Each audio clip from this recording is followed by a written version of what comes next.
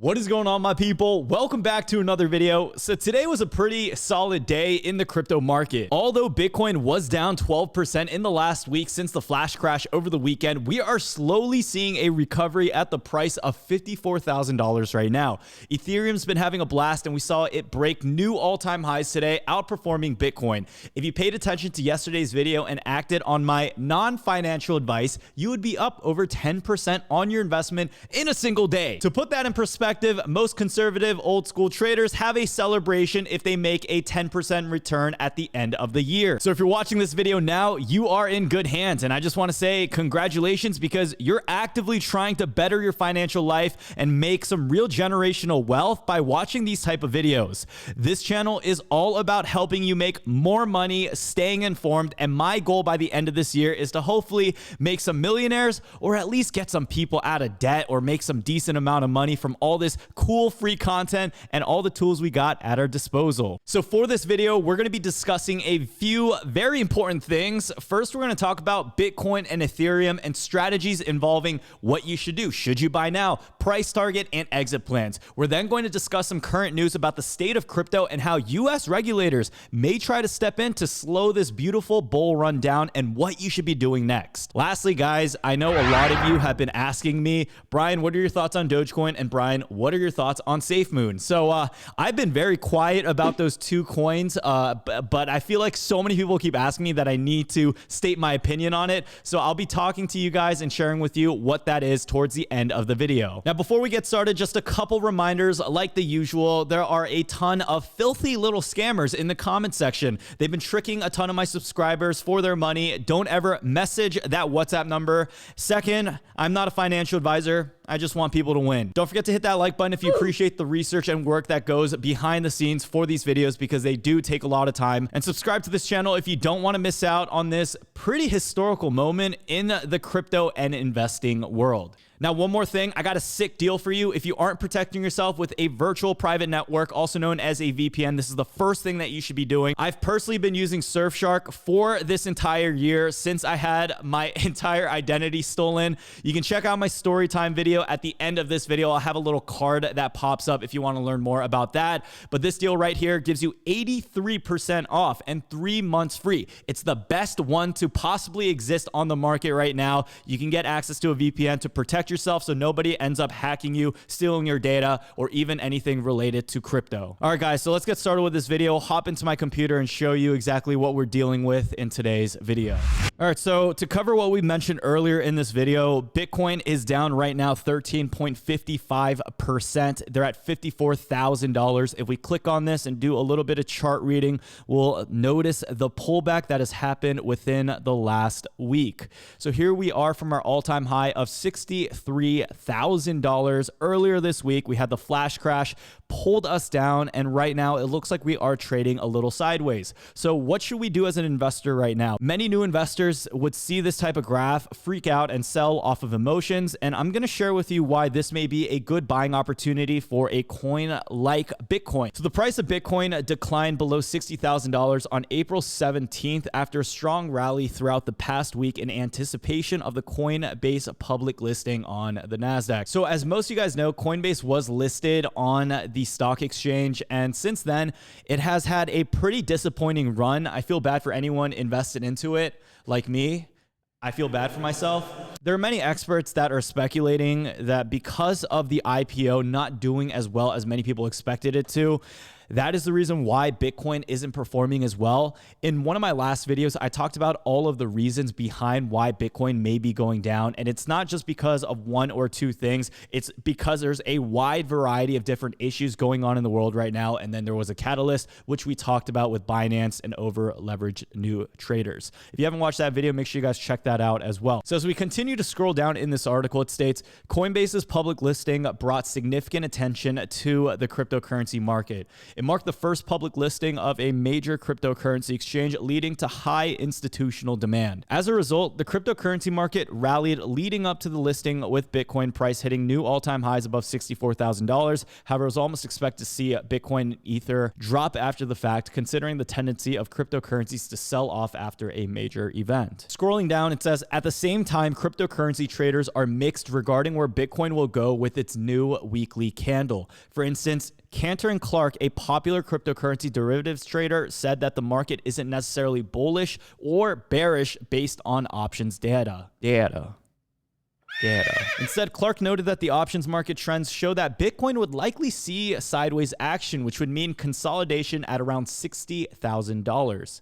He wrote, 50K and 80K strikes, highest contract notional for Bitcoin. I think these writers will be happy, and I'm still in the same opinion that the end of April to May begins a shift that makes Bitcoin a less favorable long. No breakout, just range and rotation. In the long term, traders are still optimistic about Bitcoin. A pseudonymous trader known as Crypto Capo noted that based on historical trends, Bitcoin has broken out of a range that goes back to 1,000 days. The trader emphasized, now some Bitcoin technical analysis, Bitcoin has broken out of an accumulation range of over 1,000 days.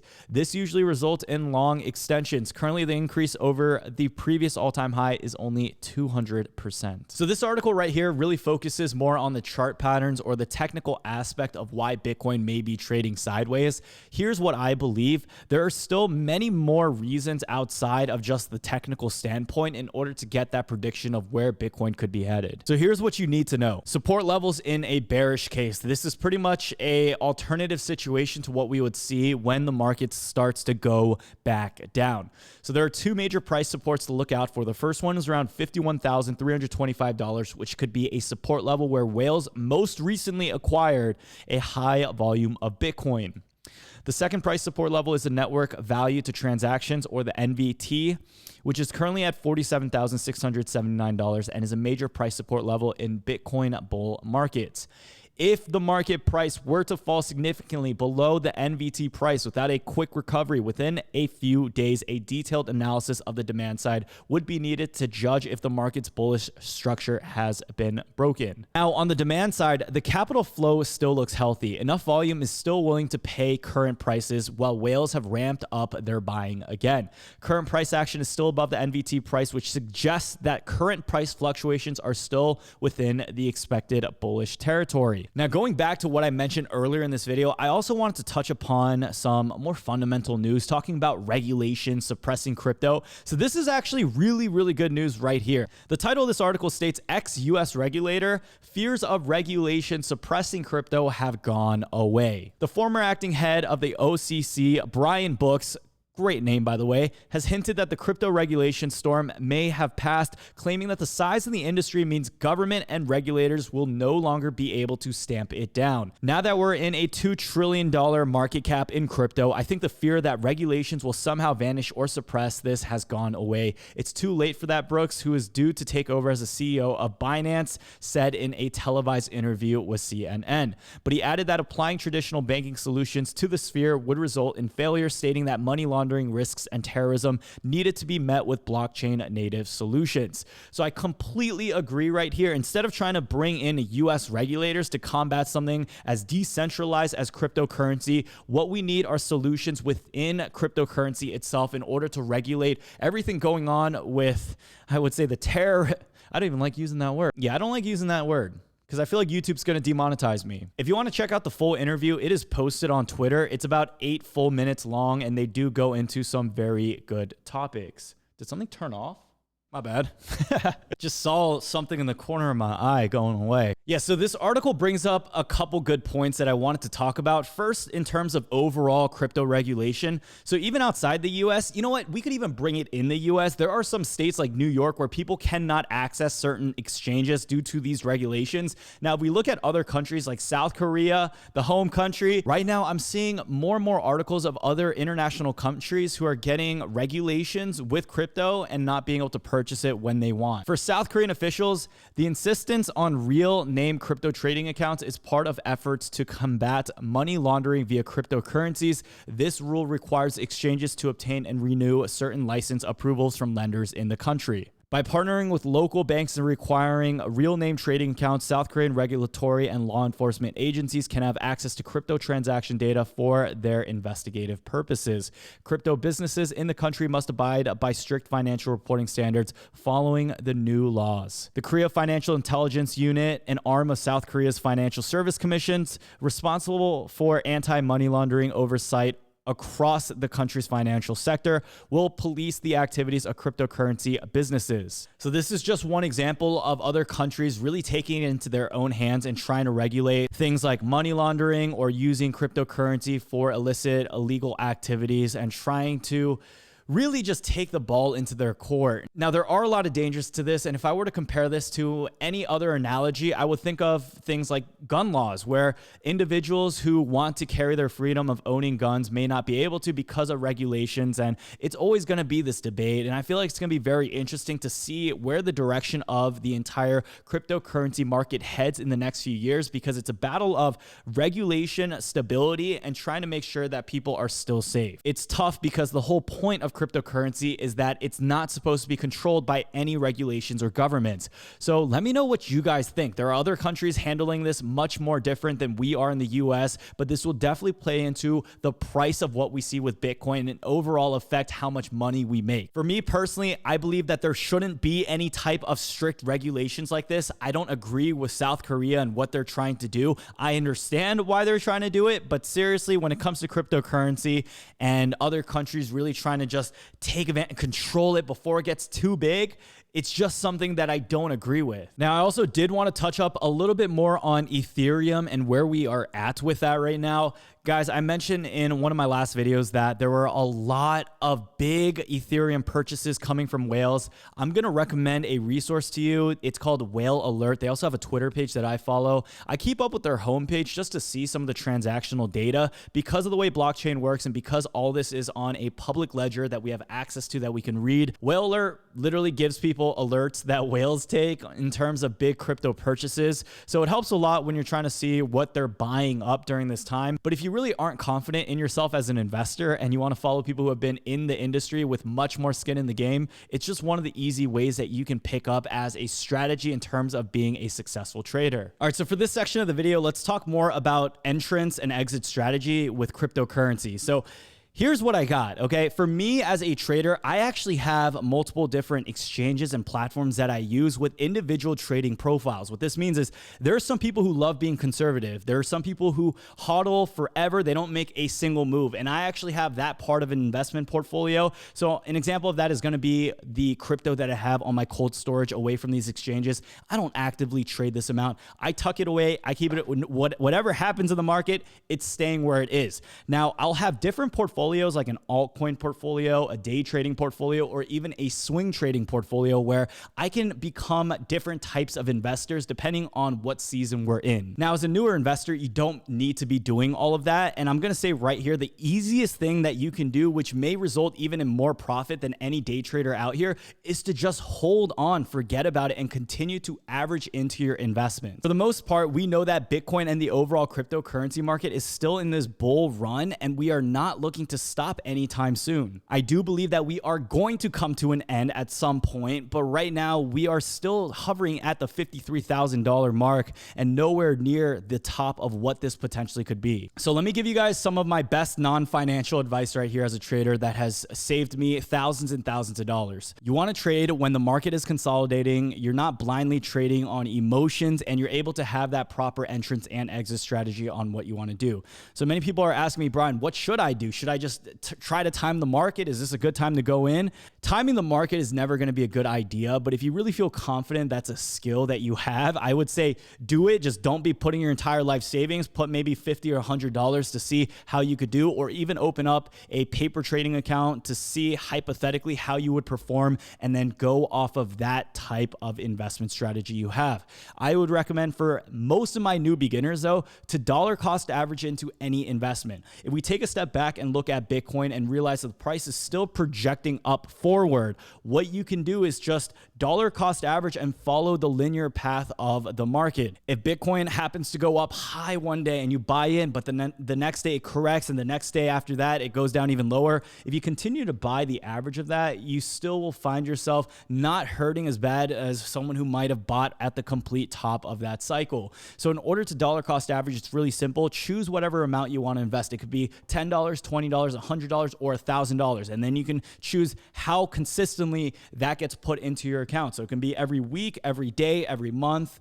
Do this on a consistent basis while we are in the bull run right now. And the most important thing is not timing the market in. I believe it's exiting the market, knowing what to do. So this is a question that I'm getting from a ton of people. Brian, what should I do? When is it a good time to exit the market? I'm scared right now. I made my profit. Should I be leaving? So there's a couple strategies that I wanted to share with you in this video. So make sure you guys really pay attention to this part right here. When it comes to exit strategies, a few things I'm going to recommend is this. One is to play with house money. So let me explain this. Say you're going to play blackjack or poker and you have an initial investment of $500. You pull up to the table with $500. Immediately off that first hand, you make double that amount. You have $1,000 now in your pool. You made $500 back. What you can do is take your initial investment out, pull that $500 amount off the table, put those coins in your pocket, don't use them, and just trade with that $500 you won. That way you take away any of the risk from losing your money because it's not your own investment anymore. And what you can do is just play off the house money. So you could actually do this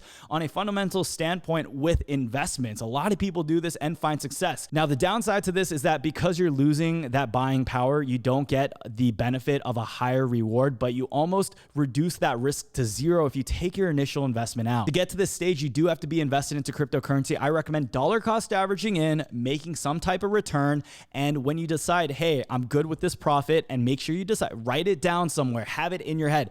I'll be happy if I make $1,000. I'll be happy if I double my money. And if I don't, then this is what I'm going to start doing. I'm going to start pulling my investment out. You need to have a strategy before you enter so you don't get burned and end up holding the bag. So upon exiting, that is one strategy right there. It's powerful. It works. Many investors do it. Now, another thing that you can do is to dollar cost average your investment out. So just like you average in, average out. The way I think about it is this. I don't know, Kool-Aid Man comes to my head. Imagine him walking into a house. He walks in very slowly, averaging in. He's not running in there. When you are exiting, your position, when you are selling your Bitcoin off and then cashing out this profit, it is okay to exit the same way you entered. It's okay to exit very slowly if that is what you're comfortable with. You don't have to be like the Kool-Aid Man in the commercials, busting through walls and thinking, okay, I'm gonna land safely on the other side in a meadow of flowers, where you could be exiting really hard and ends up being just an ocean filled with cold water and sharks. Now, guys, I know I mentioned at the beginning of this video that I'm going to talk a little bit about Doge. So I have about $100 in Doge. I'll throw a screenshot up here. I'm not really concerned about that money, only because it was $100 from like the whole AMC live stream moment that I was just like, all right, guys, I'll throw some money into Doge. I'm not planning on entering any more additional positions into Doge. I understand the whole idea behind it, but as a trade and investment, I just don't think it's a good idea. I just don't see the real value behind it. But hey, I got a little bit of money in there, so if it does happen to go to whatever, $1, then I'll still be a part of that action. But I'm not looking to risk all of my money in order to make that type of significant potential reward back. So if you're one of those people who are getting FOMO from things like Doge, just do what I did. Put such a little amount of money where you have skin in the game, but it's not going to hurt you whether it goes up or down. And if it does go up, it'll be just a nice little treat. To me, I think it was like $200. And then about a year or so, or 2 years ago, I was so skeptical about it that I put in, I think, $1 into it. So that dollar is worth a lot more now. That's as much as I'm going to do as a personal investor into a Dogecoin. Now, I've seen Safemoon everywhere, not only in the comments of my videos, but I've been seeing it on TikTok, on Twitter, on Safemoon has been everywhere. So I'm not going to talk about it more detailed in this video. I still have my thoughts on Safemoon, whether it's good or bad. I am not comfortable yet talking about that on my channel just because I'm trying to be very careful and see if it's an actual legitimate project and it's not just going to be a poop coin where people get dumped on. If I research and look into any cryptocurrency to end up potentially talking about my YouTube channel, I always outweigh the risk and want to make sure that people don't get burned. And this is why I don't talk about about some super slow capped coins on this channel, because if they have the potential of going to zero and someone ended up looking into it because of me and doing whatever they decided to do, it's just not worth a liability for me to have that. But if I am very certain and I think it's going to continue to go up, that's when I will mention something like that on my channel. But I'm always looking out for my newer investors first. And I just want to be careful about some of the coins that I talk about. So if you enjoyed this video, don't forget to pick up 2 free stocks with Webull. Link down below in the description. One could be valued up to $1,800. Sign up for Gemini and earn up to 7% APY on your crypto. And lastly, stay protected from the internet by using a VPN. You get 3 months free and 83% off with Surfshark with surfshark.com using my link down below. Now, if you want to stay more connected with me, I have my Instagram and my Twitter link down below where I post multiple times throughout the day. Thank you all so much again for watching. The support on these videos have been absolutely crazy. I'll continue to post some awesome fire bangers for you guys, and hopefully you're learning a lot. So we will continue to get smarter. We will continue to make money. Subscribe to this channel. Make sure you guys do that. 80% of my viewers are not subscribed right now. It's crazy. So subscribe, turn on that bell notification, and comment down the secret word for this video. What are we going to say? Let's do rocket, okay? Comment down rocket if you're watching this video all the way till the end, and I know that you made it this far. And the ones that do comment rocket, y'all are a real one. I love y'all. Hey, yo, what is going on, YouTube? We'll just roll with that. What's going on, y'all? Welcome back to another video.